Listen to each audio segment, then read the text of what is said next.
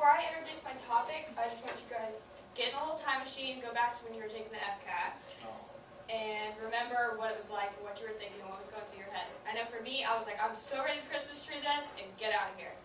Well, today I'm going to talk to you about standard-based accountability dealing with the FCAT and the effects that it has on three groups of people. Accountability has two classifications. The first class, or the one specific to education, is defined as the policy of holding schools and teachers accountable for students' academic progress, linking such progress to funding, salaries, etc. So my first group of people that FCAT scores affects is the faculty and staff. And before I start, I look at this as a circle of life because all of these affect each other. Every group of people affects the other.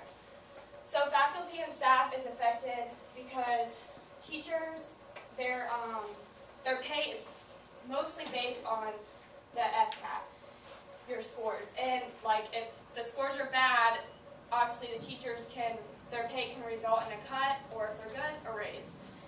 And teachers are the ones that are reflected, like if you get bad scores, everyone's going to go back to your teachers. So it's kind of bad. No job security. And that leads me to students, and they can actually, if the scores overall are bad, they can actually transfer schools, like to another district or out of their area, and that goes to the no job security. Because if all the students are transferring schools, obviously there's not a need for as many teachers, so they could lose their jobs as well as principals. So my next one is schools. And schools, if the testing scores are bad overall, they can be placed under state control. And what that means is that the state controls the funding rather than the school district. And usually that means that funding sounds good. And that leads back to faculty and staff. If there's not enough funding, your teachers aren't going to have resources such as the new and improved projector and smart boards and stuff like that.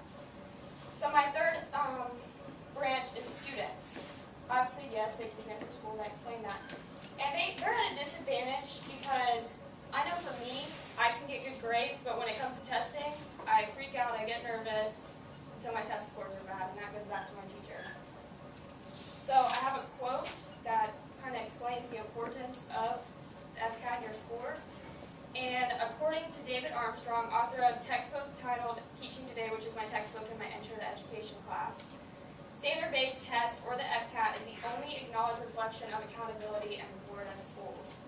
So in conclusion, why does this apply to you? You and I have both taken the FCAT. You may have children that have to take the FCAT. Well, if you lived in another state, obviously you didn't take the FCAT because it's only in Florida.